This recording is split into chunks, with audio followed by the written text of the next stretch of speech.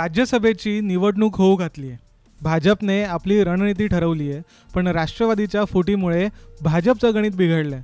पण राष्ट्रवादीचा एक गट भाजपसोबत आल्याने भाजपचं संख्याबळ वाढायला हवं असा प्रश्न तुम्हाला पडला असेल। मग भाजपचं गणित बिघडलं कुठे? काय आहे राज्यसभेच्या निवडणुकीचं समीकरण जाणून घेऊयात।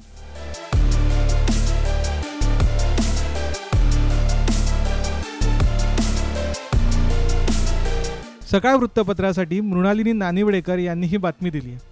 भाजपने राज्यसभा निवडणुकीची तयारी सुरू केली आहे।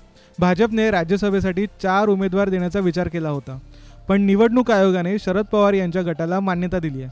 काँग्रेसकडे 44 आमदार आहेत, तर शरद पवार गटाकडे 10 आमदारांचं संख्याबळ आहे। एका उमेदवाराला 41 मतांची गरज असते, पण विरोधी पक्षांनी एकच उमेदवार उभा करून त्याला 54 मतं देऊन त्याची जागा सुरक्षित करण्याचा विरोधी पक्षाचा मानस आहे। दुसरीकडे ठाकरे गटाला शिंदे गटाचा व्हीप मानावा लागेल, कारण निवडणूक आयोगाने त्यांना वेगळ्या गटाची मान्यता दिलेली नाहीये। राष्ट्रवादीत फूट पडल्यानंतर अजित पवार गटाने महायुतीला पाठिंबा दिला आणि सत्तेत सहभागी झाले। निवडणूक आयोगाने सुद्धा अजित पवार गटाची राष्ट्रवादी खरी असा निर्वाळा दिलाय। त्याचवेळी आयोगाने शरद पवार गटाला वेगळ्या गटाची मान्यता दिली आहे आणि इथेच भाजपची गोची झाली आहे। जर आयोगाने शरद पवार यांच्या गटाला वेगळी मान्यता दिली नसती, तर अजित पवार गटाचा व्हीप शरद पवार गटाला मान्य करावा लागला असता आणि भाजपचा चौथा उमेदवारही निवडून आला असता।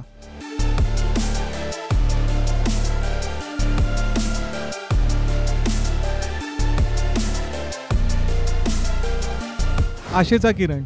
राज्यसभेचं समीकरण असं असलं तरी भाजपला एक आशेचा किरण आहे। विधानसभा अध्यक्ष राहुल नार्वेकरांनी आदेश दिल्यास भाजपचा आणखीन एक उमेदवार निवडून येऊ शकतो।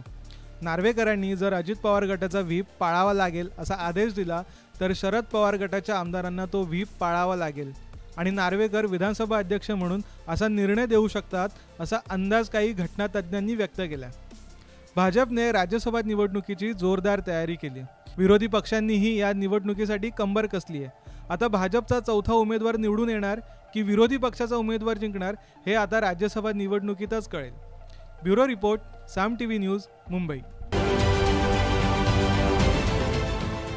देश विदेशातील प्रत्येक घडामोडींचे लाईव्ह अपडेट मिळवण्यासाठी आता साम टीव्हीच्या सर्व सोशल मीडिया प्लॅटफॉर्मला लाईक, फॉलो आणि सबस्क्राईब करा।